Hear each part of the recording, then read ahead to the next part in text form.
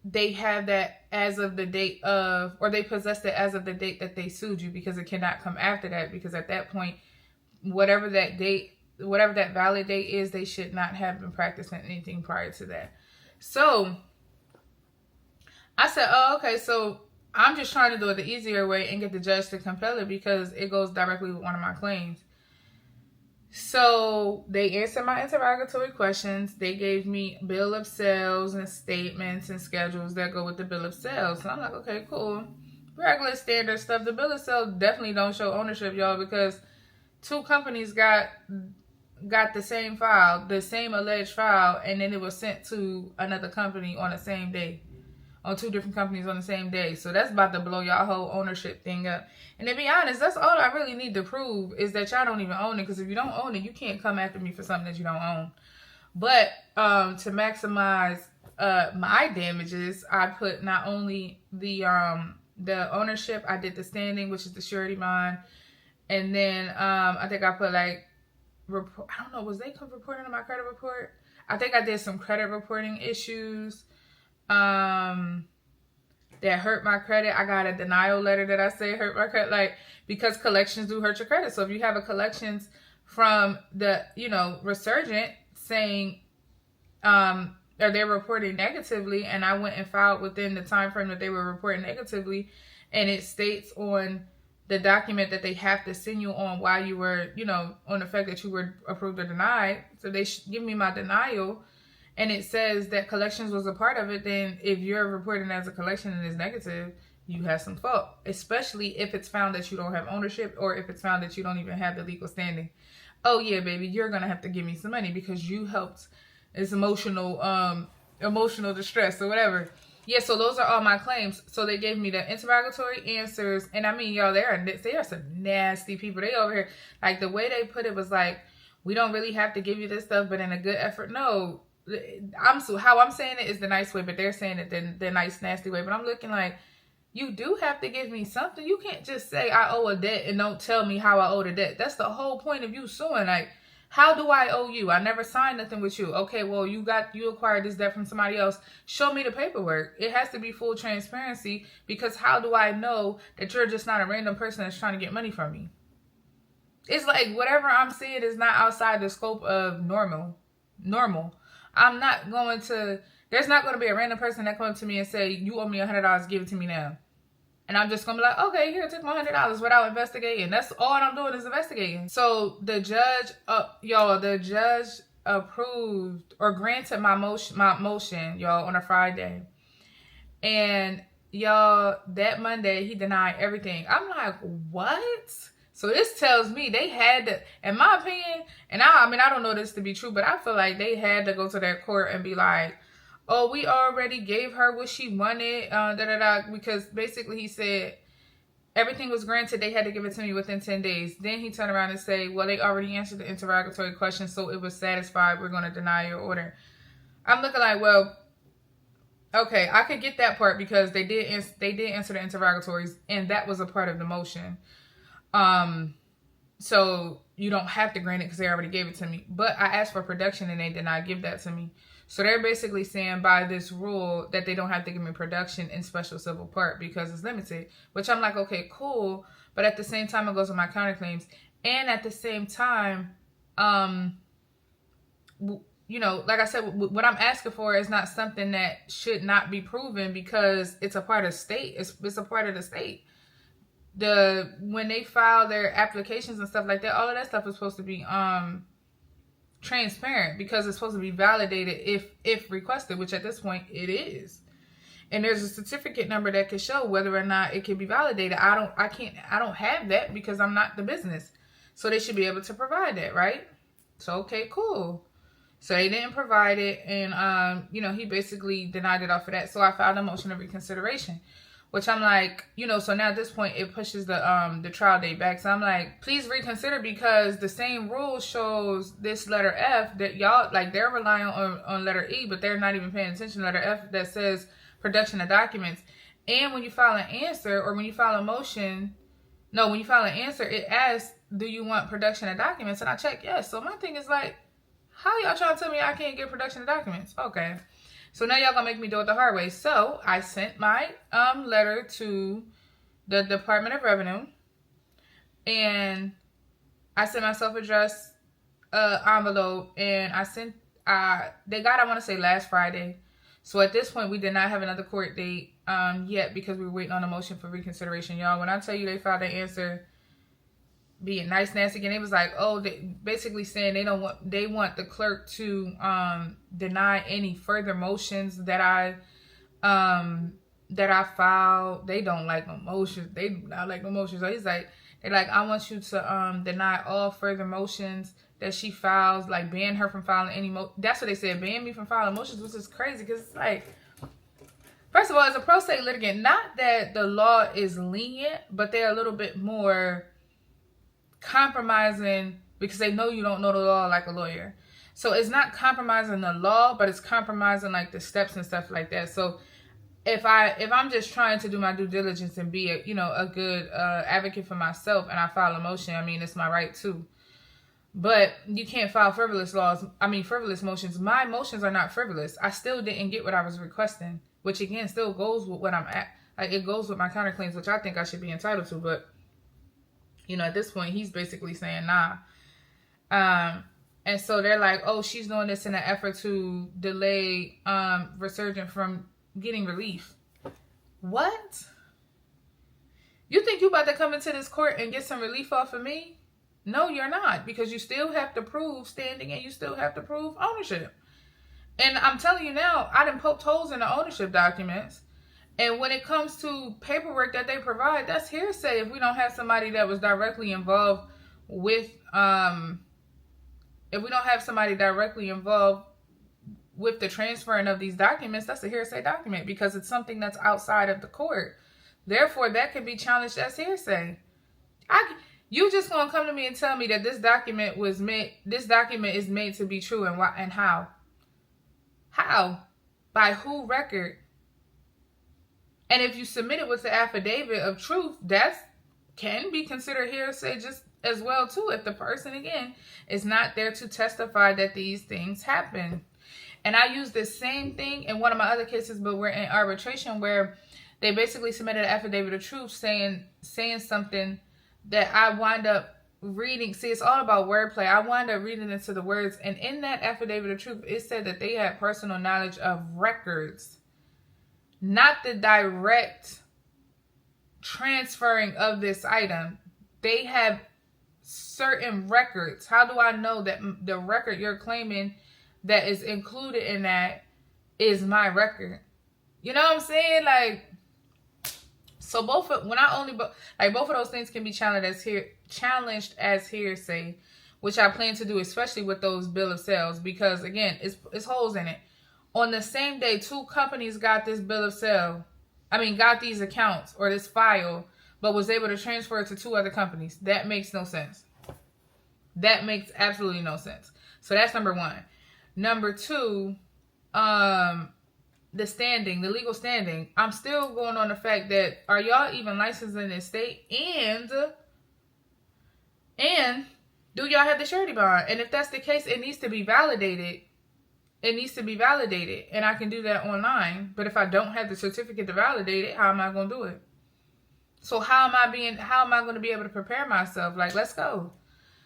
So that date comes up for him to roll on a motion, y'all. He denies it. He basically says, in a nutshell, he tore me up. He said, I don't want to hear nothing else about no motions. Don't file no more motions. Let's duke this out in court. That's essentially what he said in his order. Don't file nothing else. I'm misapplying the rule. Bring it to the courthouse, litigate it. I'm just looking like, okay.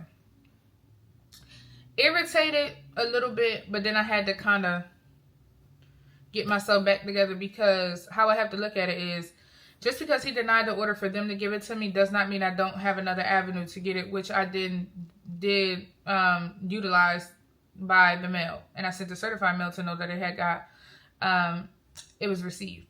If I do not, receive a response within the time frame before the trial date, then at least I have the proof that I am trying to figure out whether they possess the actual legal standing or not.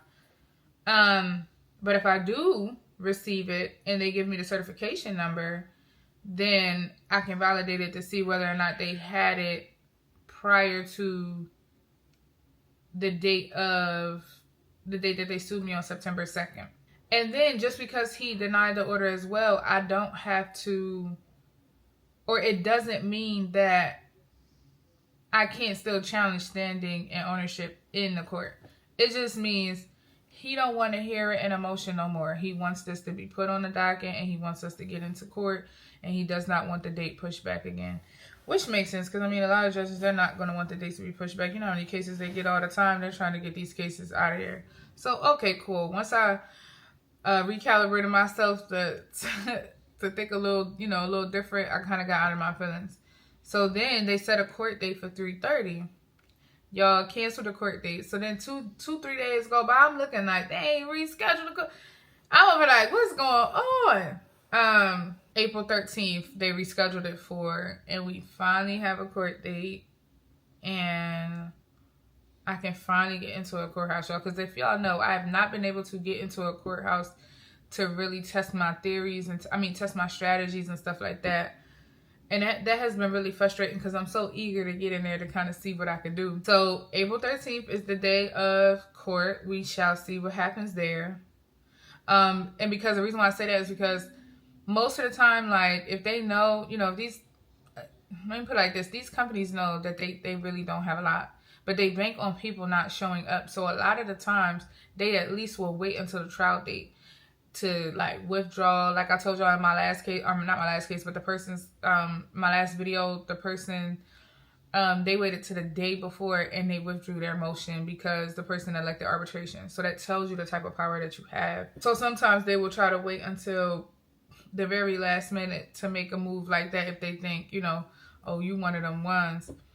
Or maybe, you know, wait later on to try to settle. I don't know if they're going to settle or not. I did send them a settlement offer, but they never, you know, accepted it. So it is what it is there. But now we actually have a date. I'm not going to file any more motions because I don't have to. I already have all the proof that I need to have. Yeah, we're going to take it from there.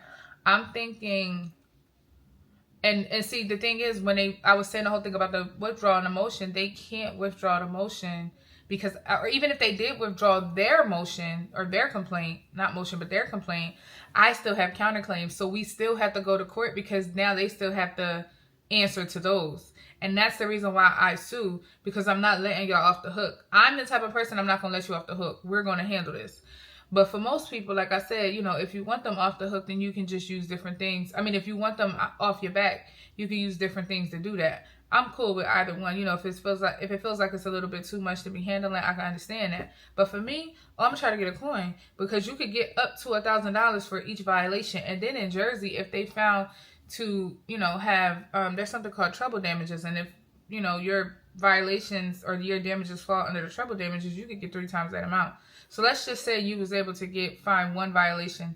That's 1. And then if trouble damages, that's 3 times that amount. That's $3,000 that you never thought you was finna get. That was $3,000 of money you didn't think you was gonna get, or $1,000 worth of money that you didn't think you was gonna get. So yeah, y'all, that's the end of the Resurgent. And then Resurgent and LVMV Funding are sister companies, and I found that out from research. So if LVMV Funding didn't even have their surety bond or their surety bond wasn't even active until after they sued me, I'm pretty sure it's something with Resurgent too. And on top of that, they just didn't give it to me. So that tells me what y'all trying to hide. It feels like where there's smoke, there's fire. And that's exactly why I sue these people back. Y'all, I have not won. Well, personally, I haven't won yet because my cases are still ongoing. However, I did win with the guy because I helped him get arbitration. I got 2 other people that I'm trying to help elect arbitration as well because they want them off their back. Y'all, I'm not playing with these courts. I'm so tired of being deceived by this world, government, society, deities, all types of stuff. We out here in these court streets, and we're fighting because we got these rights for a reason. We have the FDCPA for a reason, the FCRA for a reason, the CFPB for a reason. We just need to know how to, you know, how to utilize it for our best interest, or, you know, for it to be in our best interest. So yeah, y'all stay tuned on that. April 13th, I will definitely be coming back with an update. I do YouTube shorts that, like I said, is in real time updates. So if anything was to happen prior to, that's probably where you'll hear it first. I do have some other cases that I can kind of tell y'all about that I can make videos for. Because again, I'm doing like 5 cases. I have a 6th one in mind and a 7th one in mind, but I haven't taken action on that yet. We gonna see, y'all. We gonna see. But yeah, if y'all like this video, don't forget to like, comment, and subscribe. And I will see y'all in my next one. If you like law, definitely subscribe, because I'm gonna be doing this for a while, and I'm learning a whole bunch of other stuff, y'all. It's crazy the way God got me right now learning things. And if y'all are, if you've ever been in, or if you're in this situation now where you've been sued, I mean, even up to a year, y'all, like, even if you had a judgment against you, let's just say you didn't answer. I know with my state, you have up to a year. I want to say it's up to a year to challenge that judgment. So I did that with another person. Basically, they had got sued and they did not answer. And there's a rule that says, if they were served by a certified mail and they did not answer, then the account cannot automatically go into a default. And they were able to get that back. Like, the girl was able to get that back on the docket, where she dropped the ball, but she did not get to the courthouse on time. And unfortunately, they just kept it as is, basically. I'll put it like that. So there's definitely strategies and stuff and ways around it. It's just a matter of, like, knowing where to, doing some research a little bit and trying to figure out what's the best avenue to go down when it comes to these debt collectors. But y'all, they don't have no real power. A lot of times they don't even have their ownership. And the documents they give us, in my opinion, is very telling. But they're just making up people not knowing. So that's what I'm here for. As much information as I find out, I'm going to share with y'all. I also share on TikTok too, if y'all not following me on there.